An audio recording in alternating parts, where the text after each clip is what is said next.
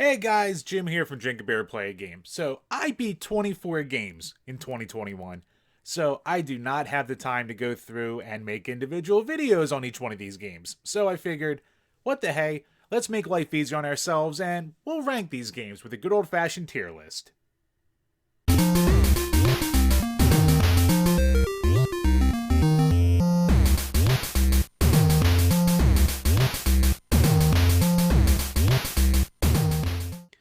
Okay, so I have in front of me all the games in front, made a little tier list out of it. Link will be below for you guys to do the same if you want to rank these games that I've played through. Why not? And yeah, first time doing one of these, so we will see how this goes. First game up is going to be Aqua Kitty UDX from Tiki Pod Productions. It's basically the ultimate edition of the 2014 hit indie game.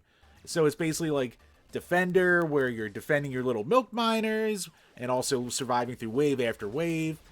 They added more difficulty options and another gameplay mode to this Ultimate Edition, and I got on sale for under $5. So for that, the price alone, I mean, I definitely got my money's worth, and there's a lot more that I can go to with it. So as far as the game itself goes, I mean, normal mode, it's not the hardest game in the world, and if you're a perfectionist, you can try and get perfect scores in each one and set high scores.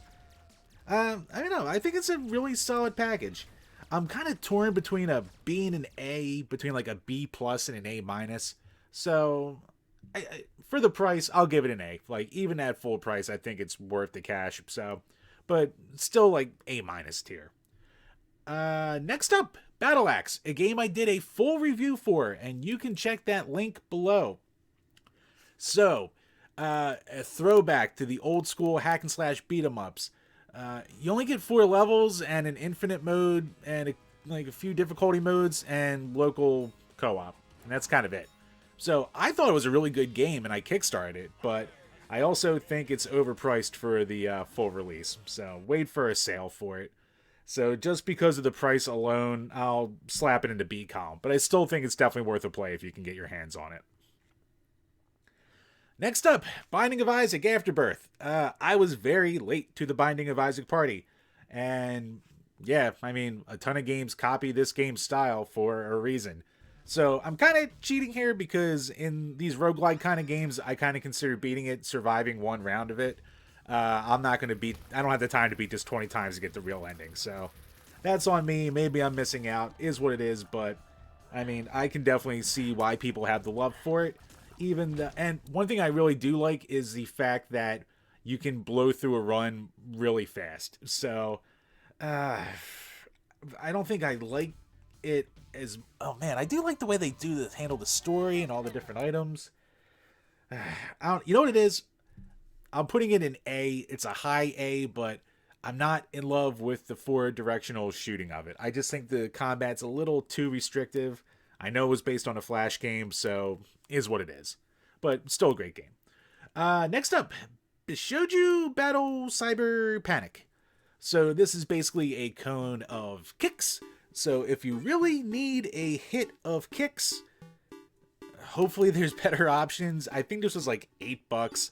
And the point of it is you undo the screen to get anime girl pictures. But they're not lewd enough to be a good lewd game. The gameplay isn't good enough to be a good kicks clone. It's kind of a mess, and there's like absolutely no presentation to it. There's like no end screen. There's nothing. There's global leaderboards at least, but whatever. So yeah, I still don't think it's even worth touching that much at all. It gets a D. Next up, Bot Vice. Cool game from DYA Games. Definitely if you're used to the what is it, Wild Arms, I think it is, or just like any kind of gallery shooter where you have control of your character and you fight bosses level after level. It's challenging. The graphics have that great 16-bit style to it, even though I think it could have like been at home on the Saturn. I mean, using like the virtual on stick with this game would have been cool as hell. But regardless, the control scheme took a little getting used to, but it was a really solid game, and they have a ton of challenge modes. So even after you're done the main storyline, there's a ton of gameplay to be had here. So get it on sale if you can, like anything else. But even at full price, it's definitely worth its money. So I'll give it an A. I really like this one. Next up, GG so the Game Gear, Power Strike, basically. Part of the LS series that's been a long-running shmup series, especially back in the early 90s. This one is very, very beatable. This is a fantastic game for people who are like new to the genre or like me and suck at the genre. So I beat it my very first time playing through. So it is very easy, but it is also possible to lose and not 1cc it if you're not careful. Like I did as I was recording my footage. I game overed at the very last boss. I could have continued, but I didn't care enough. So I've already beaten it before, but it's a lot of fun, if not a little too easy, and diehards of the genre will probably think it's too much of a cakewalk, but I still think it's a solid B. I had it as part of the LS collection. Great little collection there. Alright, next up, Golden Axe 2. A game I randomly decided to pick up and play one night just because I never really touched it before. And it took me 2 tries, and I beat it. So, not the hardest game in the world, and it kind of sucks because you just kind of have to spam jump attacks in that game to not be hit by a lot of the boss characters. You have local co-op, but you can blow through the game in 40 minutes. It's still a fun time for what it is. Didn't do too much to improve over the original, but there were some quality of life improvements. I still think it's a solid time, though. It's a solid B. Ooh. Next up, Hades.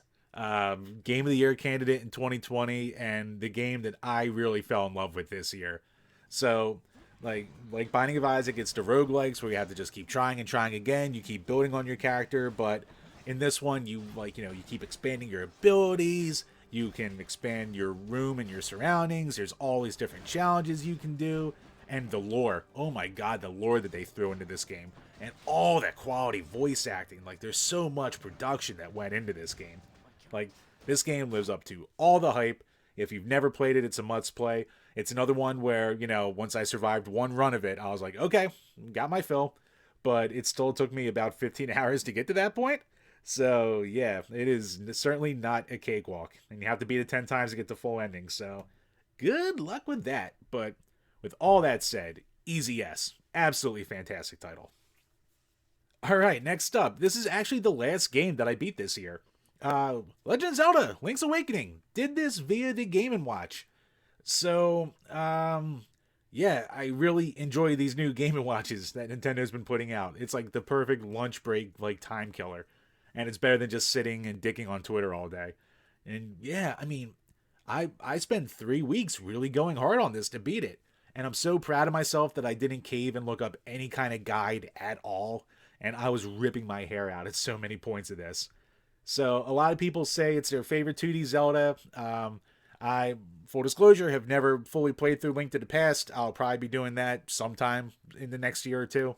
So I can compare which is the best 2D Zelda at that point. But yeah, people love it. And I mean, it really sucked me in. I guess I have to give it an A just because, like, I felt so accomplished by it, but it's still, like, beatable without using a guide, even though it's extremely frustrating. And for a guy like me who doesn't care about story in games for the most part, the understated way this did it with the few cutscenes in there, like, it was touching. So, you know what? You sucked me in. Good for you, Zelda. Next up, Super Mario 35. I'm considering these Battle Royale games to be a game where I survive and get first place as a beat it. So, if you don't consider that, okay. But, yeah, I mean, I survived a round of it, and this is during my phase of really being into Mario thanks to the Mario Game & Watch. And, yeah, I mean, I really loved how they implemented the concept. It didn't seem like it could work, but they really pulled it off. My biggest gripe is they took it down for no stupid good reason. So you can't play it anymore, which sucks so badly because I really did like it. So, I mean, yeah, you can't play it, but for the time that I did have to play it, I'll give it an A because, it's nothing but replayability. You can keep going back again and again.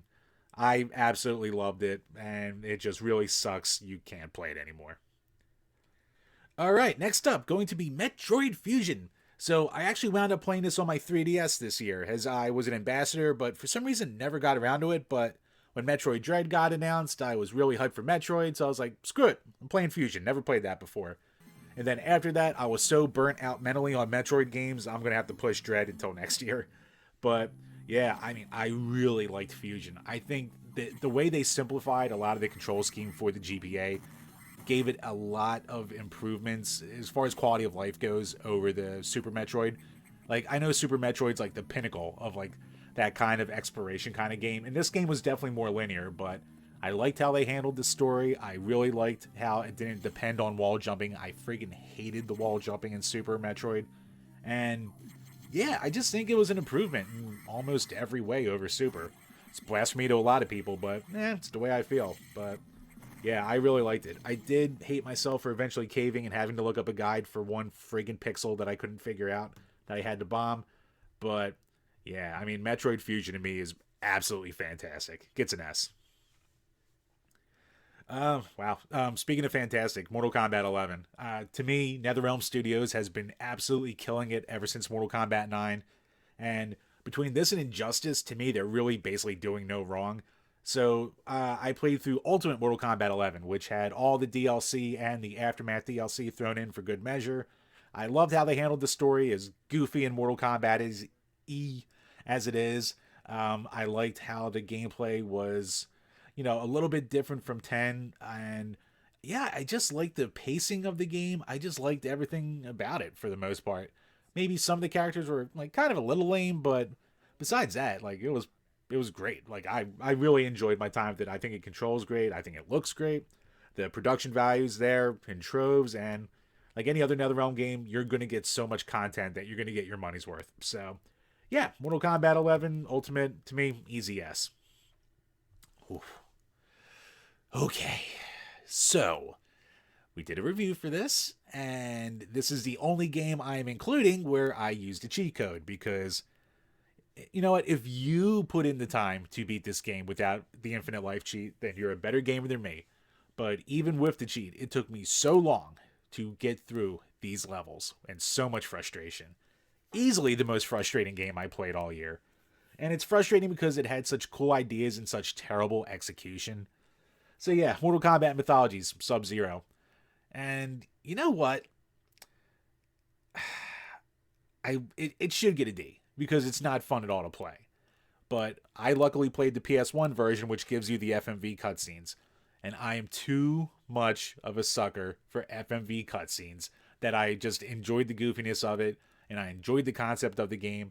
And, playing Mortal Kombat 11, seeing like Fujin come back and stuff like that, which, after the little throwbacks to mythologies, which, like, I love how Mortal Kombat does that. So, yeah, I mean, as a Mortal Kombat fan with the FMVs, I'm going to give it a C. I really don't like the game, but there's still enough about it I like that I can't fully, like, I'm more likely to pop it in than I would be to pop in some other games. I'll be honest with you there. So, yeah. Gets a C. It's a C minus. It's a strong C minus. Should be a D plus probably, but yep, there's FMVs. Enough of that.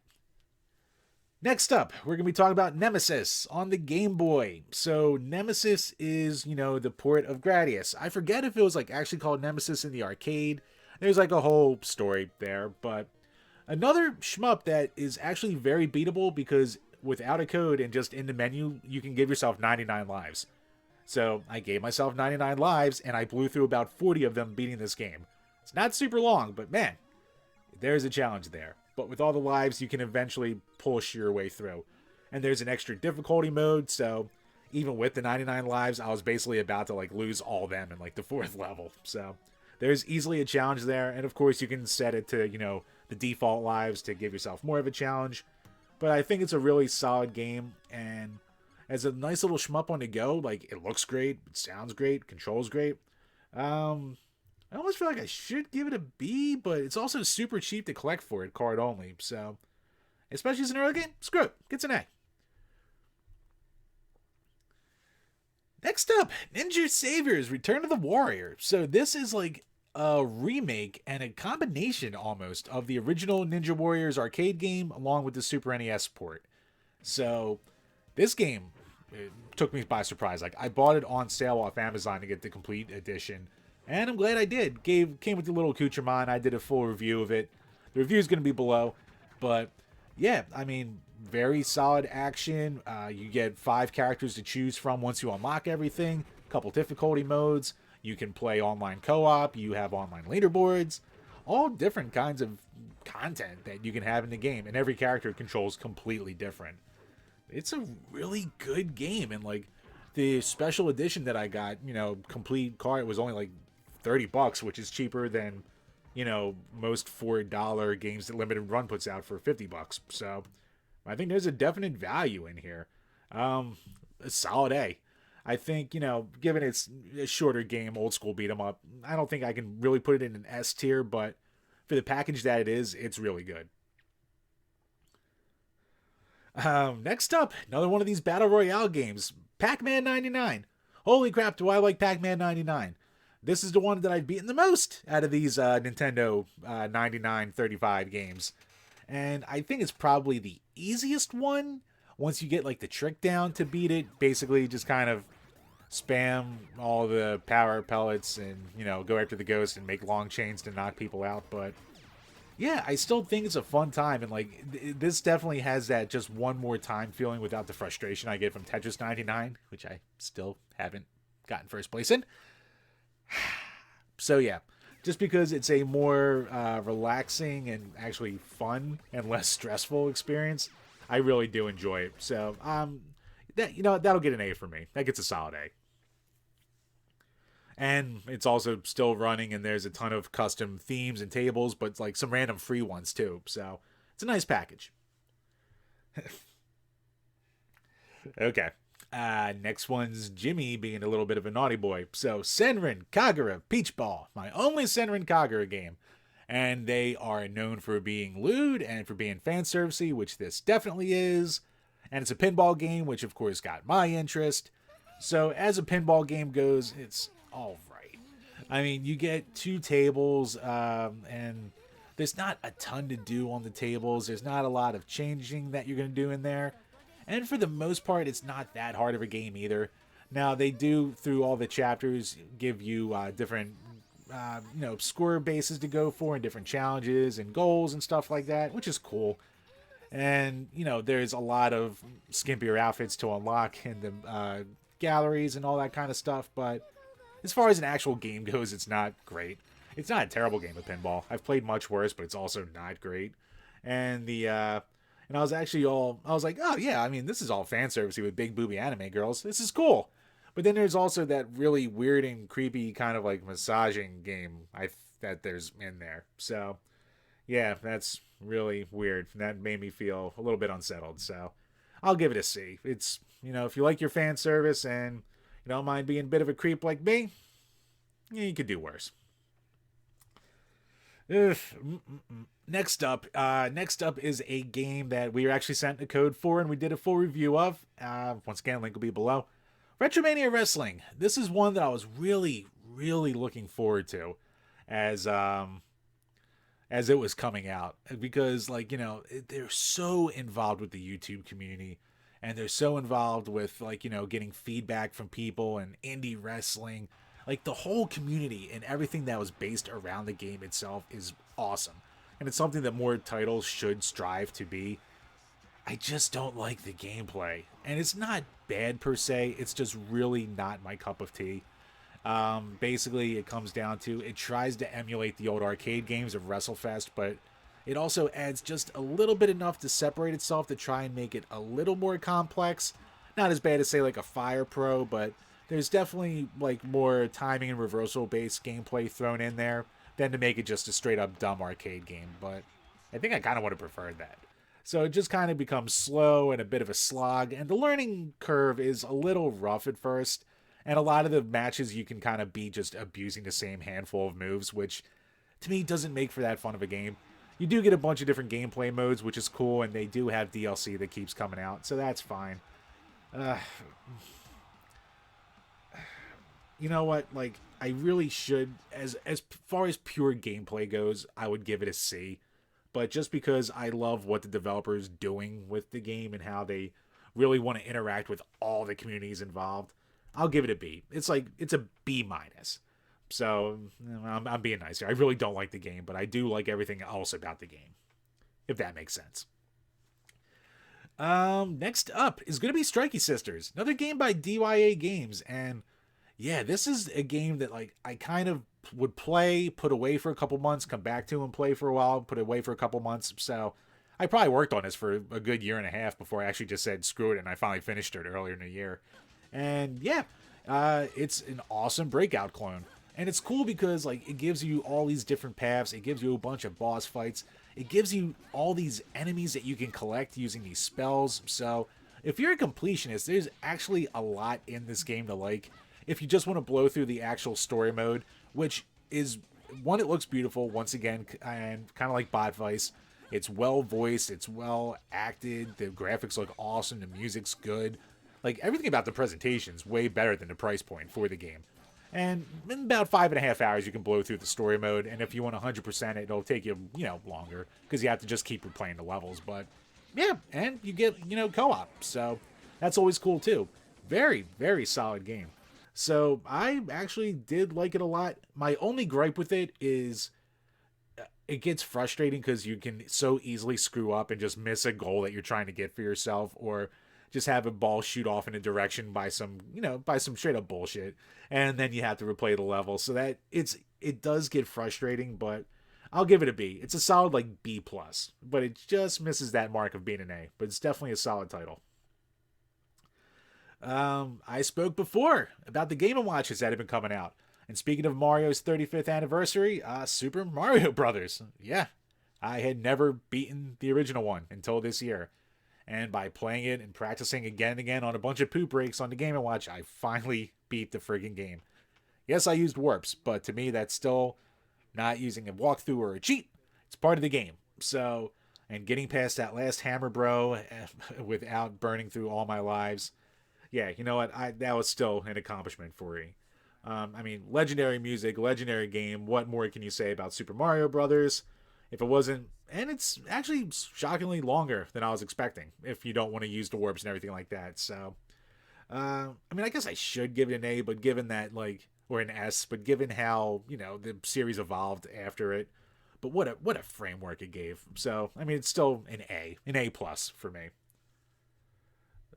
And yeah, I mean, hey, can you tell that I was on a Mario kick this year? So I actually played Super Mario Land too, which I never played before.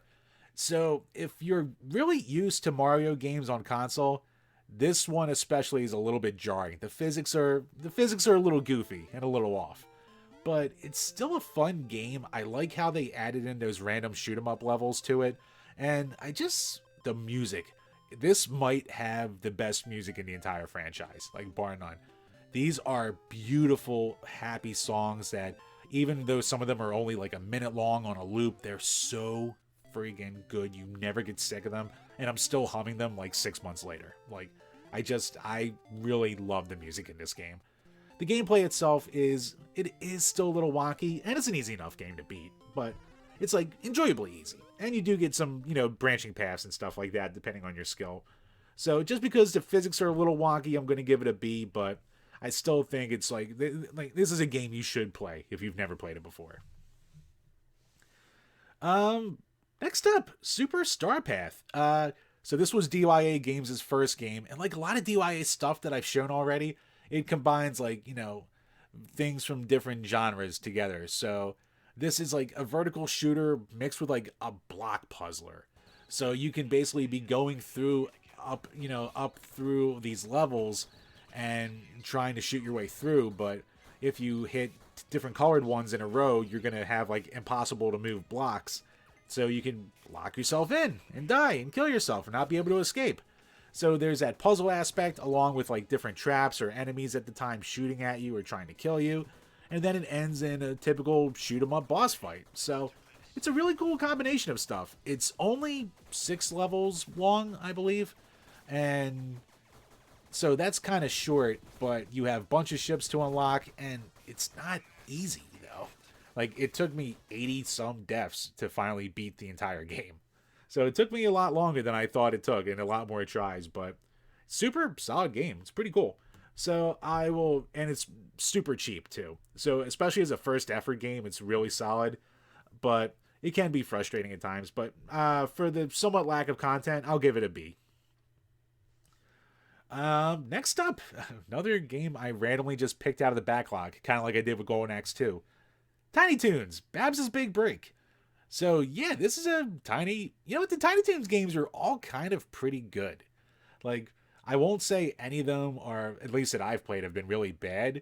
Like, the music in this is good. The graphics are nice and big. And the biggest problem I have probably with the game is that A, it's almost too easy for its own good, and B, it's really slow, especially in a lot of parts. A lot of like of the more like puzzly parts. Like there's one level where you're going through a bunch of pipes, and it just seems like it takes forever to get through them. I can tell the game was trying to compensate for the crappy screen of the original Game Boy, so you didn't want to go too fast or else everything would just be a blur. So it did what it had to do. I still think it's a solid time. And yeah, I'll say it's a solid B. I think it's good. I don't think it's great. I think it's a solid, good game. And last up, what comes after? A game that definitely... I mean, it's kind of weird to put a visual novel on a game that you beat list because basically you spend an hour, you kind of just play through the game. The most control you do is walking and talking to characters. It's not like you're going to lose, you're not going to die, you're just experiencing the story that they're trying to tell you. And it's a nice story that they tell. It's one that was given to the game page. I did a full video on it. But there's really not a lot to say about it. So if you like visual novels, you'll probably enjoy this. There's not really a lot of voice acting in it at all. Most of the noise is just ambient background noise for the most part. Feels like there could have been more presentation put in there. I don't know. It's kind of weird. Like it was only $8, I think. So it's not the most expensive game in the world. But I mean, it's one that you're basically going to play once and be done with because you would have seen everything. Like, I played it twice because I played it once just to see what it was like. I wound up, going through the whole thing, and then I had to record it again for the review I did. So, I played it twice, but it was the exact same thing every time. So, if you're expecting actual gameplay, there's not really anything there. But for the story it tells and the job it does, it's fine. So, it gets a C for me. And yeah, there you go. There is my tier list. So let me know below, should we do more tier lists? I think Brian will actually be doing one on the games that he beat this year, so keep an eye out for that. But yeah, hope you enjoyed this video, guys. Link will be below so you can rank these games if you've played them yourself. Please hit me up on the socials. All the links for them will be below. Let me know what you think. And as always, guys, have yourself a great 2022. We will see you then. Until next time, guys, cheers.